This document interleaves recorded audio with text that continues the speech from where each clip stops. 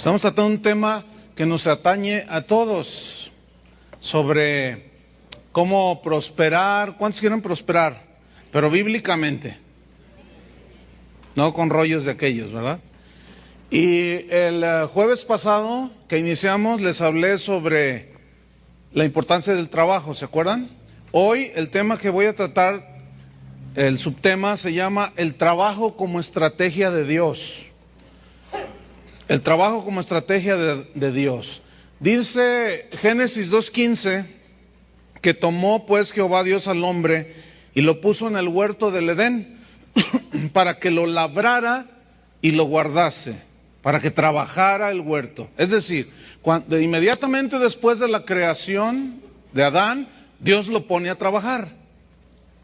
En el Salmo 104, en el versículo 23, dice de la siguiente manera, Salmo 104, versículo 23 y 24, dice: sale el hombre a su labor y a su labranza hasta la tarde.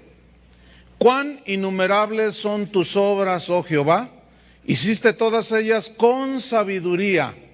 La tierra está llena de tus beneficios. Vemos en este salmo cómo David se refirió al trabajo como una muestra de la sabiduría de Dios.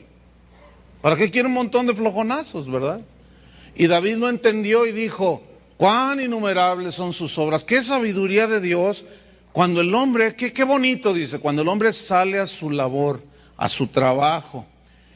El Salmo 1 dice: bienaventurado cuando comas del fruto de tus manos. Sí, entonces, la Biblia habla bastante de esto. En Marcos 13:34, es una escritura donde Jesús dice que a cada uno le dio, a cada uno su obra, o sea, su trabajo, su labor que hacer.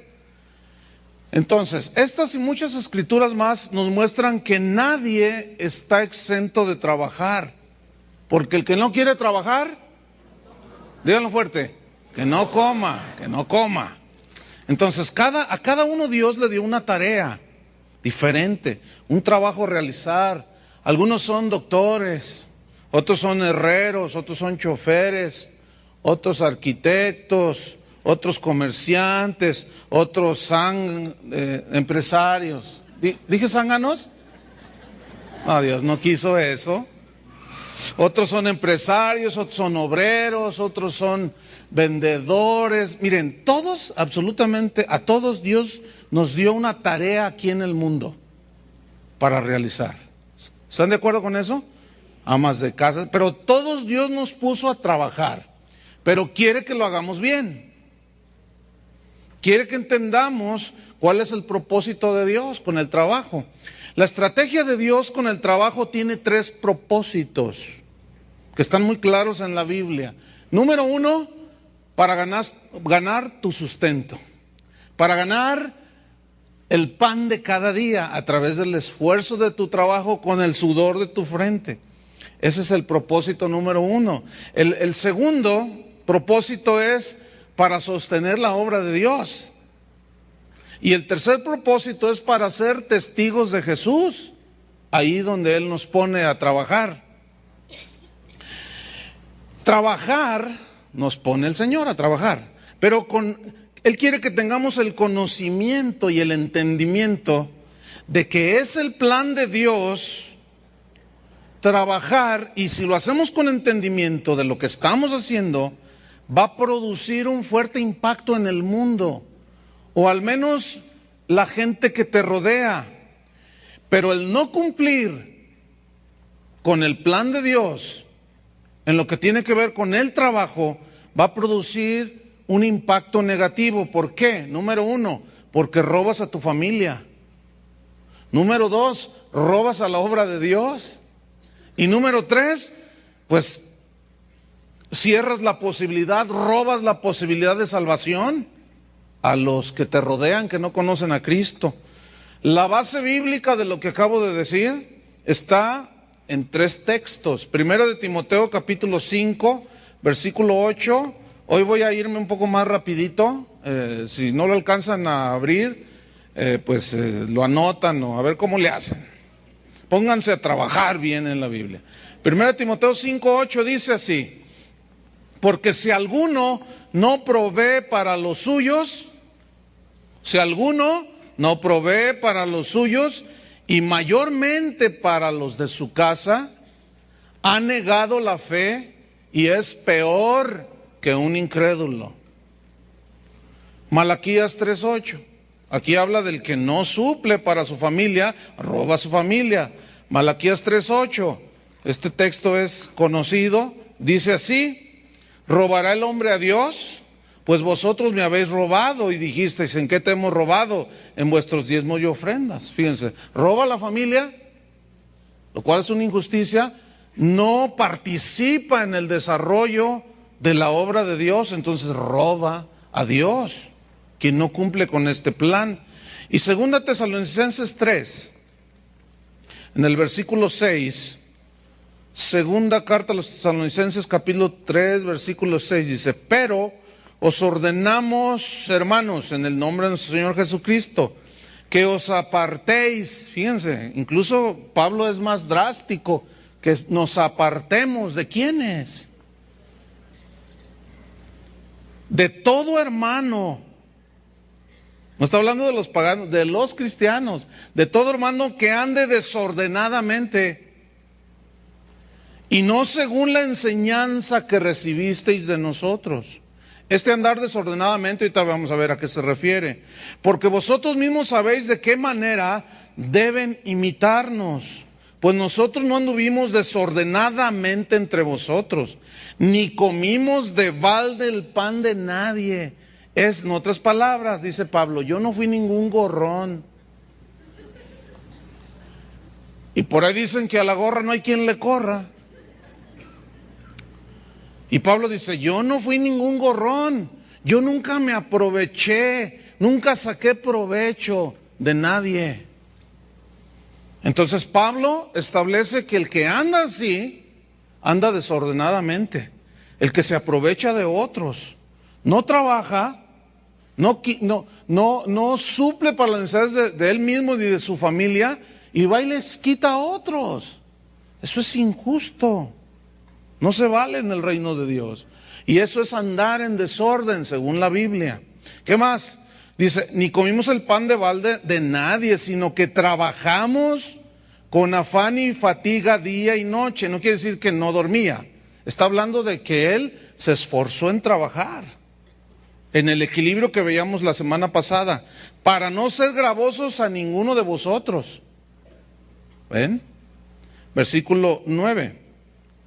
No porque no tuviésemos derecho, sino para daros nosotros mismos un ejemplo para que nos imitaseis. ¿Un ejemplo de qué? De trabajo. ¿Están comprendiendo? Un ejemplo de diligencia en el trabajo, de cumplir con las responsabilidades.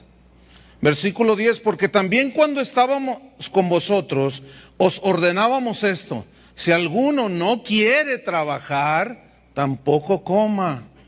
Porque oímos que algunos de entre vosotros andan desordenadamente, no trabajando en nada, o como que dicen, le hacen que trabajan. No trabajando en nada, sino entrometiéndose en lo ajeno. Ese entrometiéndose en lo ajeno es en la provisión que le da Dios a otra familia, y llega el entrometido y con lisonjas y le pone carita de fíjate que, y préstame, y no tengo, y dame, y ahí andan.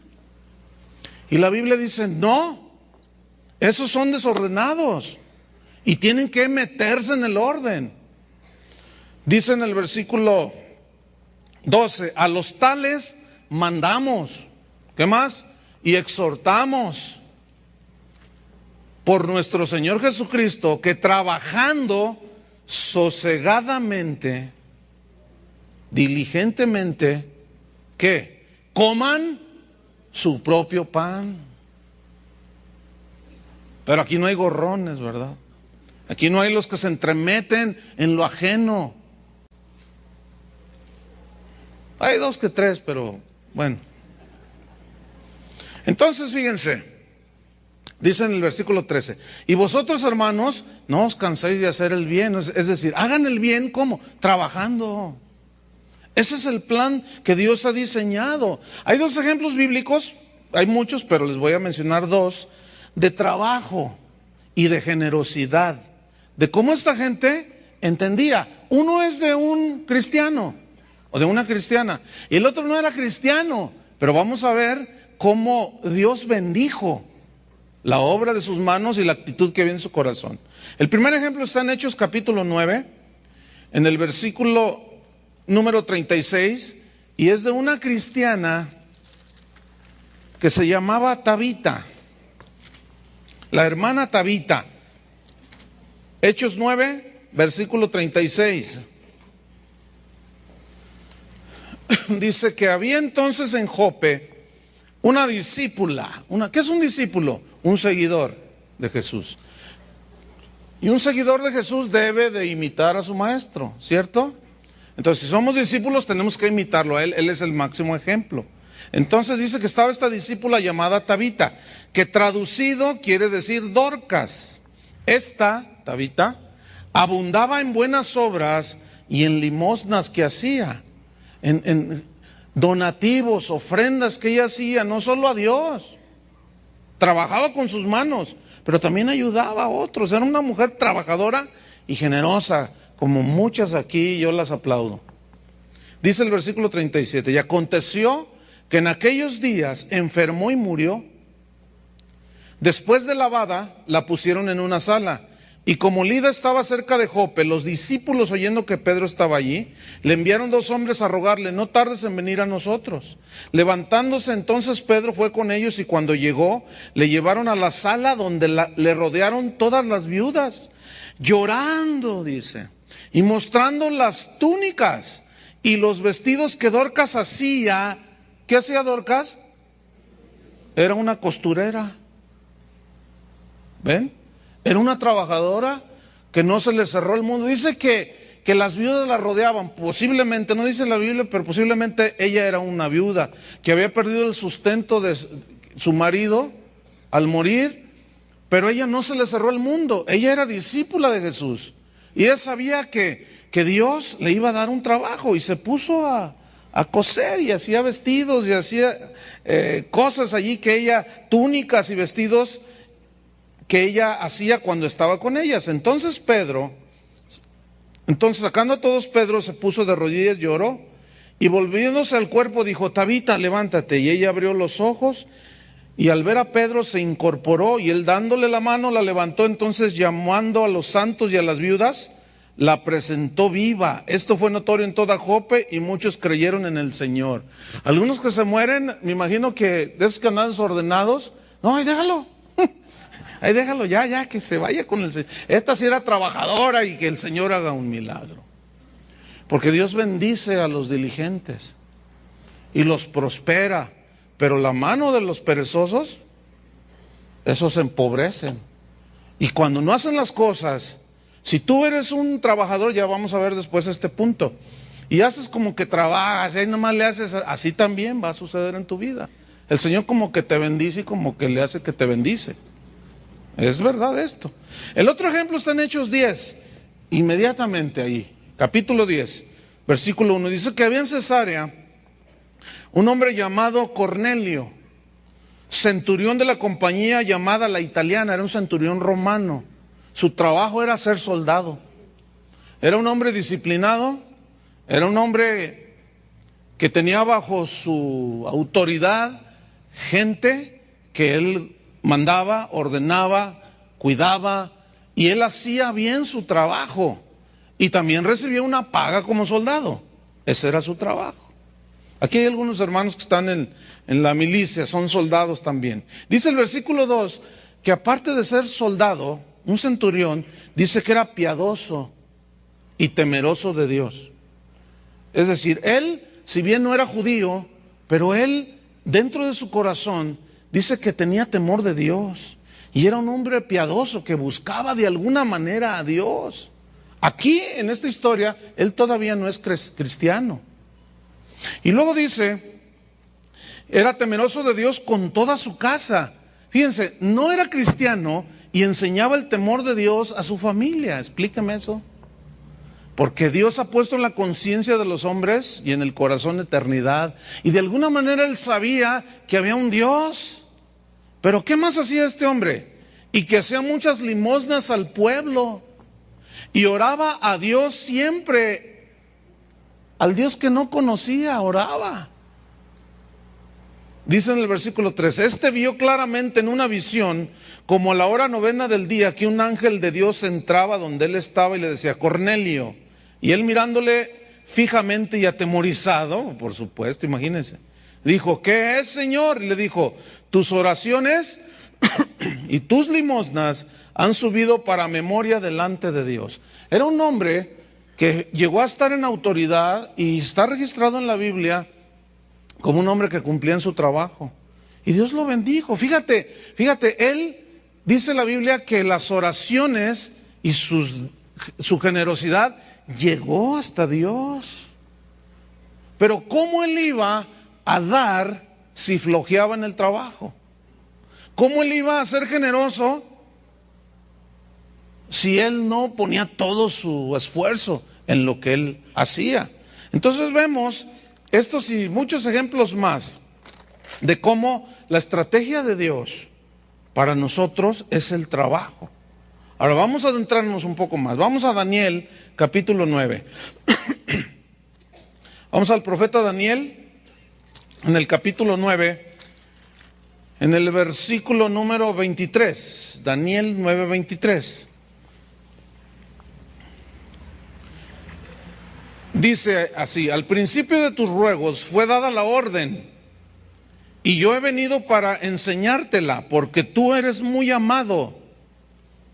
Aquí tiene una visión de un ángel, dice, tú eres muy amado, amado de Dios, por supuesto. Entiende pues la orden y entiende la visión, porque le estaba dando revelación de los acontecimientos de los días finales. Pero lo que yo quiero subrayar es lo siguiente. La visión que él estaba teniendo, el mensaje de Dios era, tú eres muy amado. Pues tú también eres muy amado, ¿no es cierto? De tal manera amó Dios al mundo y tú estás en el mundo, estamos aquí en la tierra y todos somos amados de Dios. Ok, subrayen eso. Es más, digan todos, amado de Dios. Ahora di, yo soy amado de Dios. Porque esa frase va a ser muy importante. Ahora, capítulo 10 de Daniel, versículo 11. Y me dijo, Daniel, varón muy amado.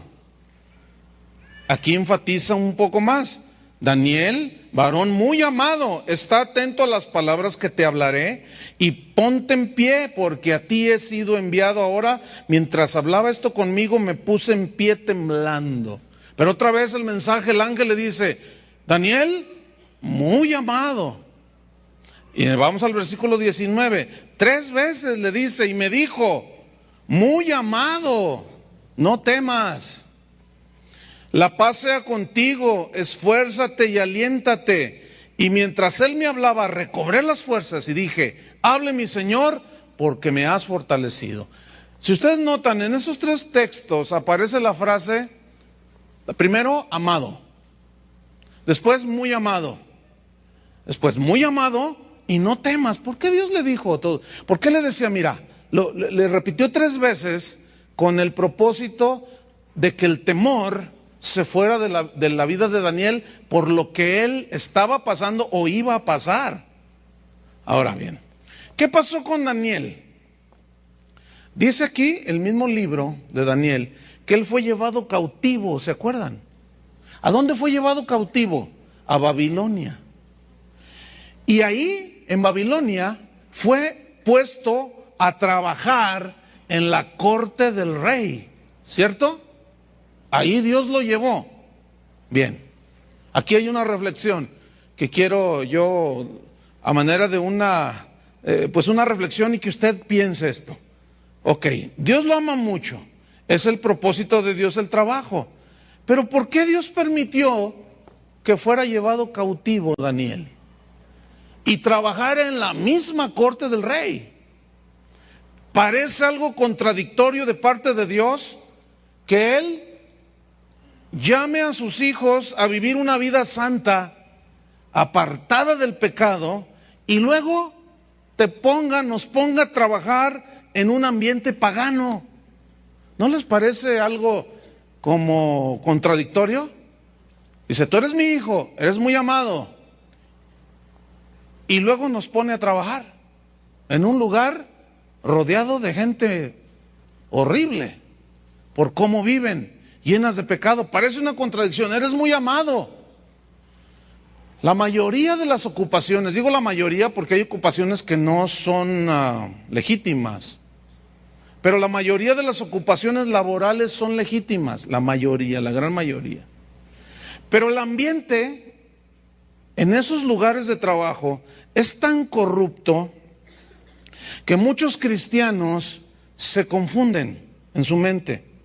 Y al no entender que es el plan de Dios que tú trabajes para que ganes tu sustento, para que apoyes la obra de Dios y seas luz. ¿Qué no dijo Jesús que éramos la luz del mundo? ¿Luz para quién? Para las tinieblas. Y si nos apartamos, entonces ¿cómo vamos a hacer luz? Y ahí es donde muchos cristianos se confunden acá, en su mente. No saben ubicar las cosas y luego piden oración y dicen, pastor, ore por mí para que Dios me saque de ese trabajo. Porque mis compañeros, mire, uno es un seguidor de Walter Mercado. Otra es una señora tan loca, se acuesta con todos ahí. Y a mí ya se me insinuó.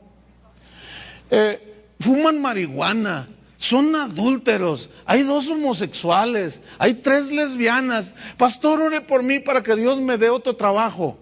Y yo siempre les digo, no voy a orar por ti para que Dios te dé otro trabajo. Ahí te puso Dios. Y no lo entienden.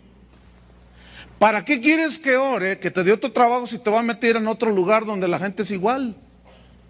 Mejor quédate allí. ¿Están entendiendo? Entonces, mientras no comprendamos el plan de Dios, no vamos a cumplir con inteligencia y sabiduría lo que Dios ha diseñado. Entonces, no se confundan, hermanos.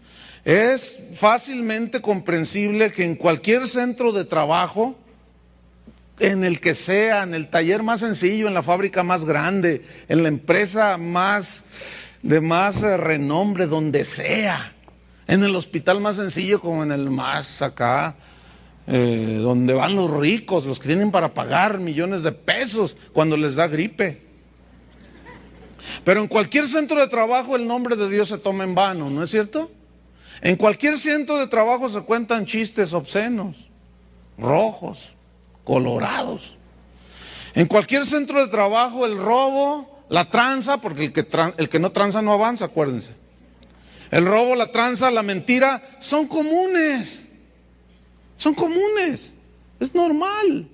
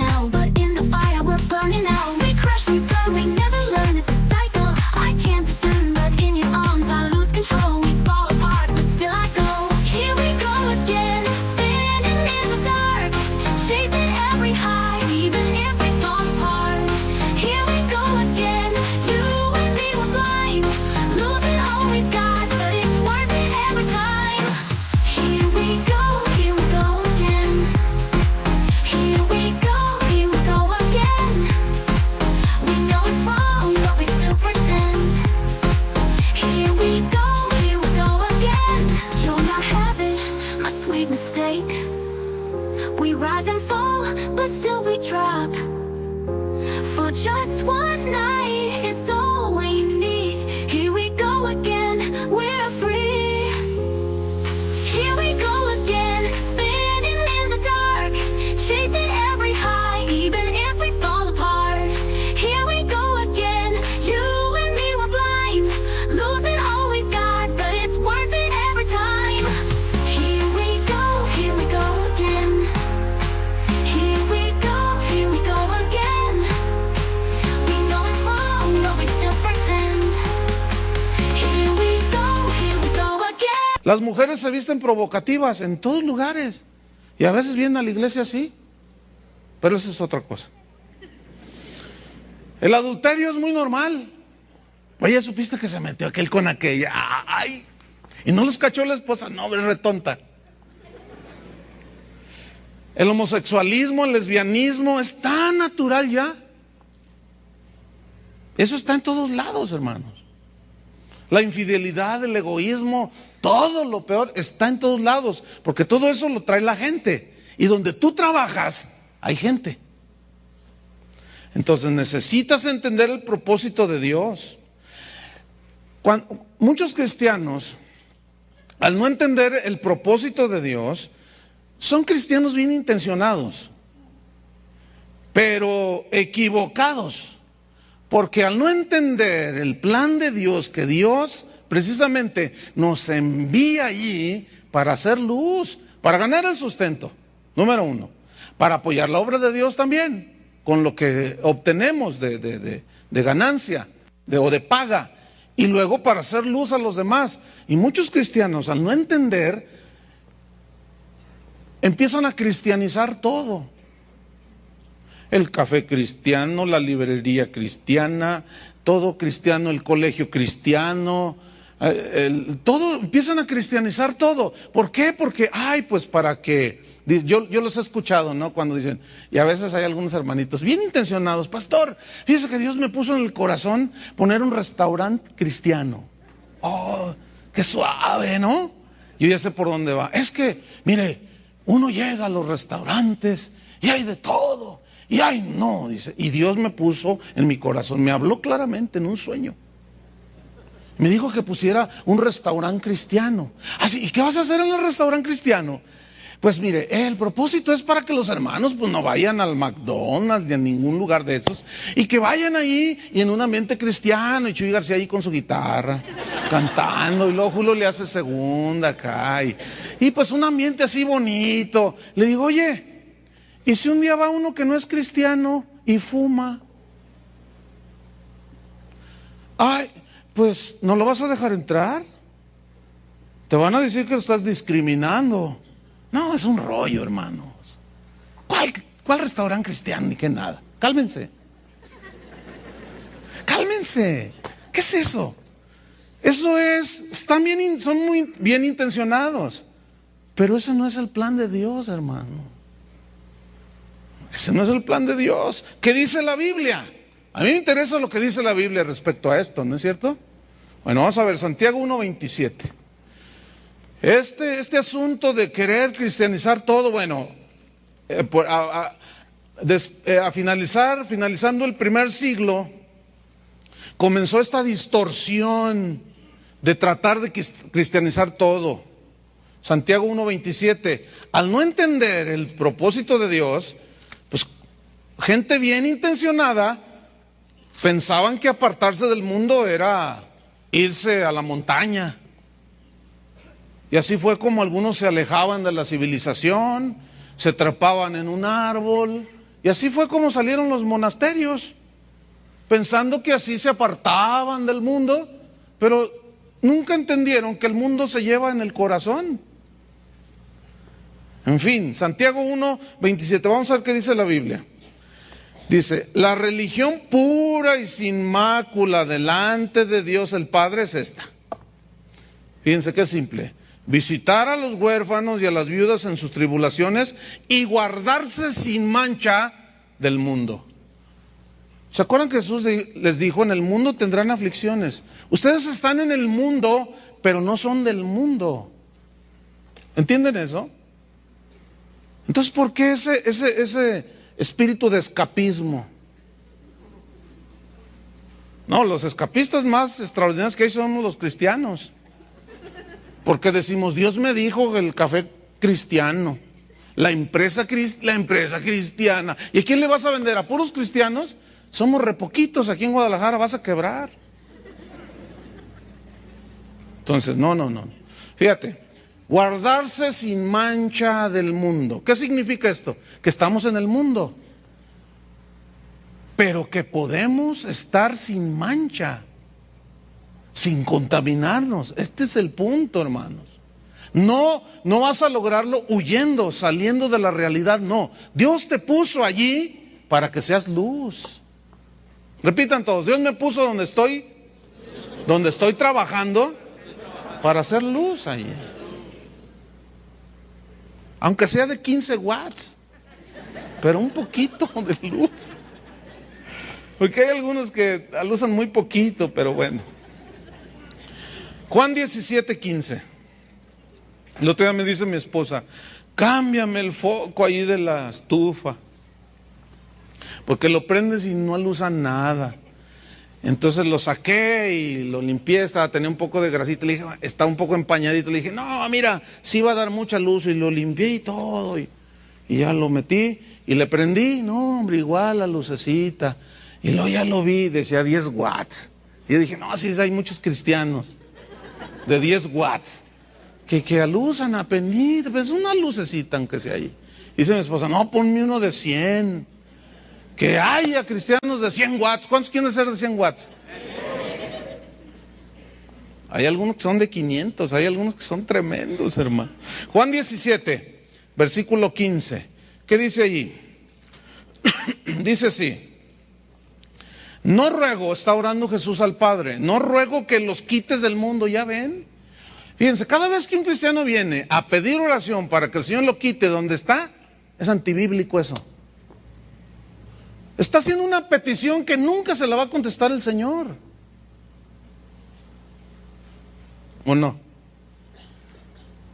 Por supuesto, habrá excepciones, porque Dios tiene planes para cada uno, pero su voluntad perfecta es esa. No ruego que los quites del mundo, pero sí ruego que los guardes del mal que hay en el mundo. ¿Entienden? Entonces, ¿es la voluntad de Dios que yo esté allí donde yo trabajo? Es la voluntad de Dios que estés ahí. Ay, hermano, pero usted no sabe cómo son. No me interesa saber cómo son. Lo único que entiendo es que es gente como cualquiera. No tienen a Dios. Tú sí tienes a Dios. Sé luz, trabaja con ganas. Puedes llegar a ser jefe. Y ya como jefe es otra cosa. Porque el jefe manda, ¿no? Digo, no los vas a obligar allí, pero oigan, ¿qué les parece si hacemos una oración para que Dios nos dé fuerza? Y todos, ahí ya empiezan todos, ¿se han fijado? No sé a cuántos les ha pasado eso, ¿no? Empiezan, no, oiga, ¿de qué religión es? No, pues de ninguna. ¿O no crees en Dios? Pues sí, pues vamos a pedirle a Dios, ¿no? Pues sí. Y ya oran. Entonces, es la voluntad de Dios que estés allí, hermano. 1 Corintios 5. Fíjate, los corintios eran como muchos hermanitos actualmente.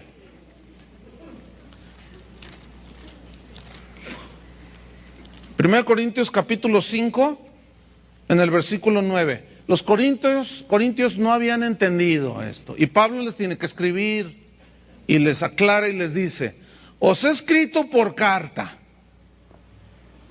para que no os juntéis con los fornicarios. Pero luego él les aclara, versículo 10. Miren, ¿me entendieron mal? Yo les escribí para que no se junten con los fornicarios, pero no absolutamente con los fornicarios de este mundo, o con los avaros, o con los ladrones, o con los idólatras, pues en tal caso es necesario salir del mundo. ¿Entendieron mal? Mire, hay pastores que le dicen a la gente, aléjate, aléjate. No les hables a tus compañeros de trabajo. Tú llega, haz tu trabajo y salte. Eso no es lo que dice la Biblia, ¿cierto? Hay muchas cosas que se pueden hablar. Cuando yo empezaba a evangelizar a mi familia, que son de San Luis Potosí, en la mañana les contaba a los estudiantes de la escuela bíblica que tengo una tía que es de esas que cantan, bailan, hacen bailar, toman, fuman, de todo. Tremenda la tía. Entonces, yo ya les había compartido en otras ocasiones y llegué a una fiesta familiar hace años de esto. Entonces cuando yo entro y me ve la tía, dice, ¡ah, ya vino el sobrino! Le hizo así, porque estaba baile y baile, ¿no? Dice, ya nos aguadaste la fiesta, sobrino. Yo le dije, tía, por favor, tome todo lo que quiera, fume todo lo que quiera, brinque todo lo que quiera. Pues yo, ¿qué? No, es que no puedo, viéndote. Le digo, bueno, pero yo ¿qué? ¿Le prohíbo yo? ¿Qué? No, sobrino, ya nos aguadaste la fiesta. Y se sentó, toda agüitada. Y yo convivía con la familia y estaba la fiesta allí. Y yo con mi Coca-Cola. Y llegaba el otro tío, échale, don Pedro. Échale, don Pedro. No, está bien así, tío, con eso. O sea, miren, hermanos, podemos convivir con la familia, pero lo que pasa es que se enojan algunos de los otros. Y luego tú te enojas y empiezas, pues vete al infierno. Y pues ya se pelea ahí la cosa. No. Es la familia, hermanos. No podemos apartarnos de ellos. Fíjense, hay pastores que aconsejan que no vayan al funeral de la abuela. Si era la matriarca, ¿cómo no van a ir? Pero es que hay ídolos ahí. ¿Qué? Los ídolos no son nada. Ustedes ya llevan a Cristo en su corazón y no se van a ir a postrar ante nada. Y hay gente hay pastores, ministros, líderes que enseñan mal a la gente, hermanos. Y mal entienden el significado de apartarse del mundo. Entonces Jesús dice, no te ruego que los quites del mundo, sino que los guardes del mal que está en el mundo. Y debemos de confiar en esa oración de Jesús, porque la hizo a favor nuestro. Amén. Entonces Pablo les aclara a los corintios, no, miren, yo ciertamente les dije así, pero no. Más bien, dice en el versículo 11, más bien yo les escribí, es al revés, ustedes lo entendieron al revés. Más bien yo les escribí que no se junten con ninguno que llamándose hermano fuere fornicario o avaro, o idólatra o maldiciente, o borracho o ladrón. Hay muchas formas de robar, ¿eh? Hay formas cristianas de robar. ¿Formas cristianas de robar? Sí. Oye, hermano, el Señor me dijo que pues usted me va a bendecir. Ah, mira. No, esa es una forma cristiana de robar. Dice, no, más bien yo les escribí que no se junten con ninguno que llamándose hermano fuera esto. Y todavía es más drástico, Pablo, aquí sí. Con el tal, ni aun comáis. Porque es indigno que alguien que se llame cristiano viva de esa manera. Entonces, ¿estamos captando el mensaje? Ok. Los cristianos entonces, salud, somos enviados al mundo. ¿A dónde somos enviados? Al mundo. No somos enviados a un lugar santo, un lugar donde todo así bien bonito y pura música cristiana. Hombre, a veces hay una música horripilante. Miren, antes de yo de trabajar en el ministerio, porque es un trabajo, ¿eh? Hay algunos que dicen, ay, los pastores no trabajan. ¿No trabajamos? Bueno, hay algunos que no. Se levantan a las 12 del día, de veras da vergüenza. Pero hay de todo en la viña del Señor. Pero antes de trabajar en el ministerio, yo trabajé como cualquiera, en empresas, en hoteles, en lugares. Y yo sé lo que les estoy diciendo. Hay de todo. Entonces nadie me puede decir a mí que no se puede. Si yo pude, ¿por qué tú no? Tú eres más inteligente que yo. ¿O no? No. Ustedes son más inteligentes que yo. O cuando menos igual, porque somos hijos de un mismo padre, ¿no? O sea, lo que quiero decir, hombre, es que ¿cuál es la diferencia entre usted y yo? No hay ninguna diferencia. ¿O qué? ¿Dios tiene privilegiados? No. Pero la Biblia sí dice que los entendidos resplandecen en el reino de Dios. Pero también dice que los entendidos se les ilumina el rostro. Y los entendidos entienden todas las cosas. Entienda esto, hermano. Porque entonces usted va a llegar a su trabajo y va a ver a la loca aquella y al marihuano aquel. Pero bueno, usted los va a ver allí. Esa gente necesita a Cristo. ¿No es cierto? Entonces usted va con un corazón, pero no con un corazón de condenación hacia ellos. Nunca se nos olvide de dónde nos sacó el Señor. La mañana leía un pasaje impresionante ahí en Ezequiel,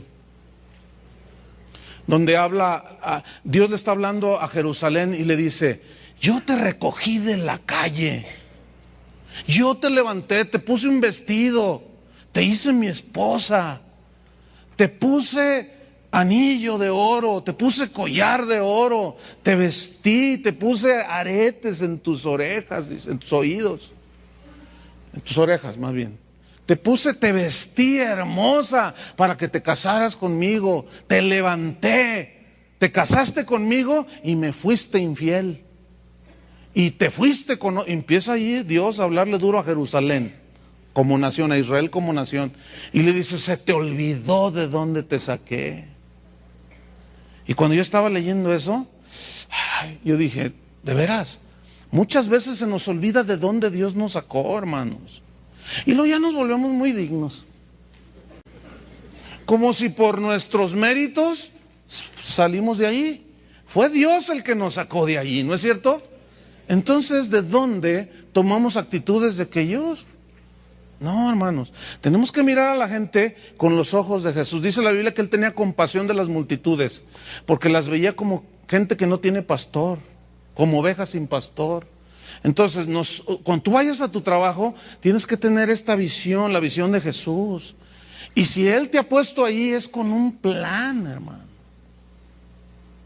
Es con un propósito y tienes que entenderlo. Mientras no lo entiendas, vas a vivir frustrado y descontento, porque no entiendes que Dios te tiene allí.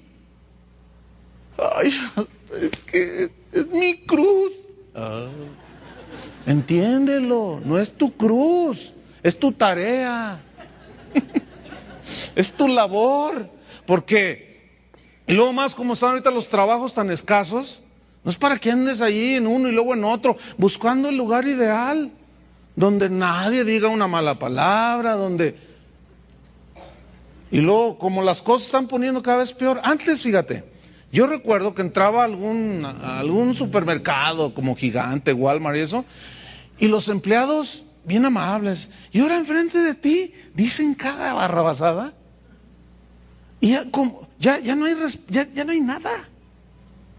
¿Y qué? ¿Ya no hay que ir a comprar la leche ahí?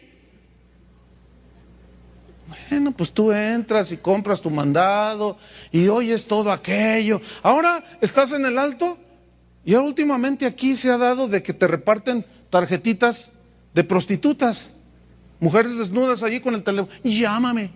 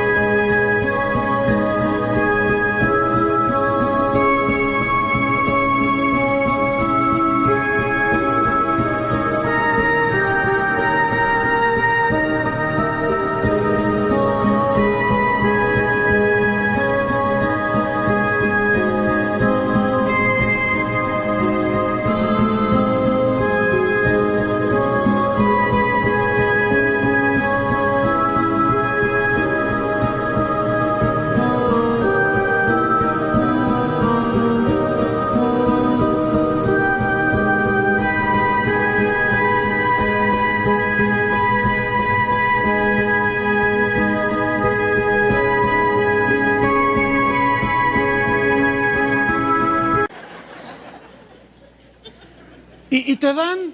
Y yo he optado por llevar un puño así de folletos. Y entonces, te tocan, le digo, tú me das uno y yo te doy uno. Órale. Entonces yo le doy uno, lo recibo y yo bajo el vidrio y aquí ya lo hice bolita acá y lo tiro. Traigo una bolsita allí. Y se van con el folletito así, miren. de esos de los que nos da el hermano de Abdiel. Y como están mejor que sus tarjetitas esas, se van así y se sientan. Yo los he visto y están leyendo el folleto. Pero ya ahorita es por todos lados, hermano. Hasta en la televisión. Ahora mientras más palabrotas dices, es mejor, es de moda. No, las cosas están peor, pero hermanos, podemos estar en el mundo y Dios nos puede guardar sin mancha. ¿Cuántos lo creen? Debemos de creer eso. Finalizamos el tema. Entonces, los cristianos somos enviados al mundo, no a un lugar santo, seguro, no. Y todavía, Dios nos pone mínimo 8 horas allí, diarias, en el trabajo. Con 3 propósitos. Número 1, ganar tu sustento. Número 2, obtener recursos para apoyar la obra de Dios. Y número 3, ser luz y testimonio a los demás. Mientras no entiendas esto, tú vas a ser una persona, un cristiano insatisfecho, frustrado, gruñón y sangrón. Porque haces esos cristianos pesados, que no entienden las cosas. 3 versículos y nos vamos. Juan 16, 33.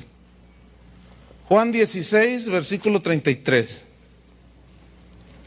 Dice así: estas cosas os he hablado. Fíjate, estas cosas os he hablado para que en mí tengáis paz. En Cristo tengamos paz. Ahora, yo quiero que vean el contraste que usa Jesús. En el mundo tendréis aflicciones. ¿En el mundo qué vamos a tener?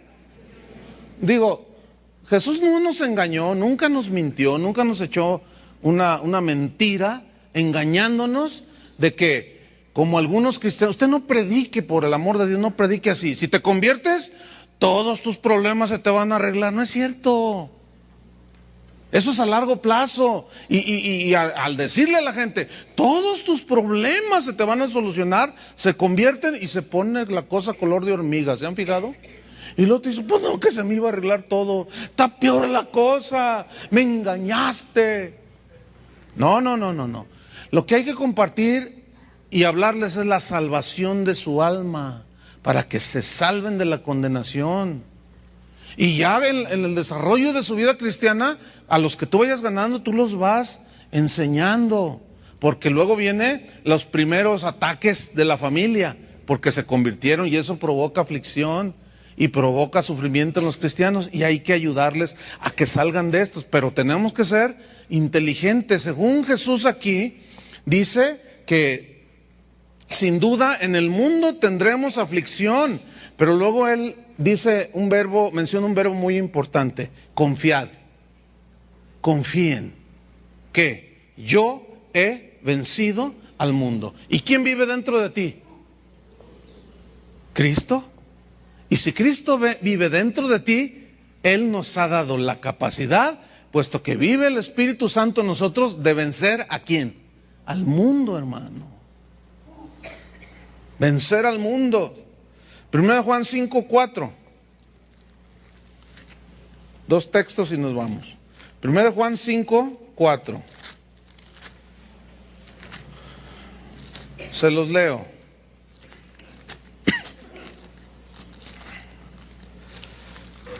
Dice así: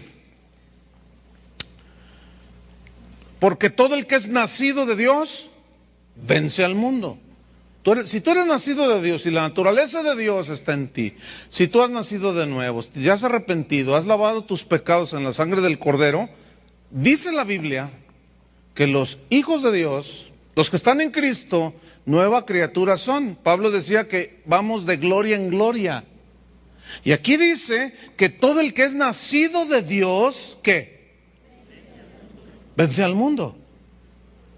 Y esa es la victoria que ha vencido al mundo. Nuestra fe. ¿Quién es el que vence al mundo? Sino el que cree que Jesús es el Hijo de Dios. ¿Cuántos creen? Tú puedes vencer. No huyas, cobarde. Quédate allí con entendimiento. Pídele a Dios cada día. Antes de irse al trabajo necesitan fortalecerse en el Señor y en el poder de su fuerza. Señor, ayúdame a aguantar a este. Sí. Porque hay unos que son bien carrillas, ¿a poco no? Y luego más cuando saben que eres cristiano ya empezaste, empiezan a tirarte duro. Y tú, Señor, ayúdame a tener control, dominio. Porque eso es lo que va a reflejar la luz. Esa es la luz hacia los que no creen. Y va a llegar un momento, miren, como en la fiesta esa que les decía de mis tíos, ya que estaban todos borrachos, se me empezaban a acercar uno a uno. Y llegó un tío y, oye,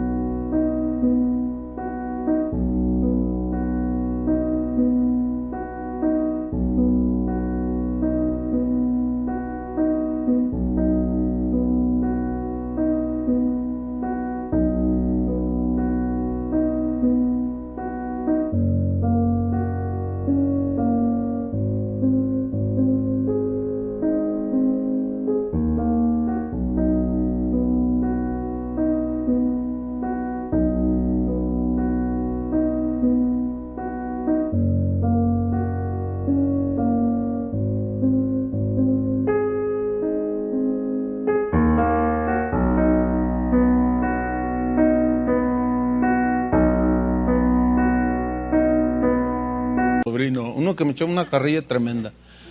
Decía, oye sobrino, pues yo tengo unas broncotas con tu tía, con mi esposa, tipo político. Ah, sí, dice, mira, yo sé que tú estás cerquita de Dios, me decía. Yo sé que Dios a ti sí te oye, pídele a Dios por mí, ¿no? Claro que sí, es más, véngase para acá. Y ya me lo llevaba por ahí, y lo vamos a orar, y lo oraba con él. Y luego todos los demás ahí viendo, ¿no?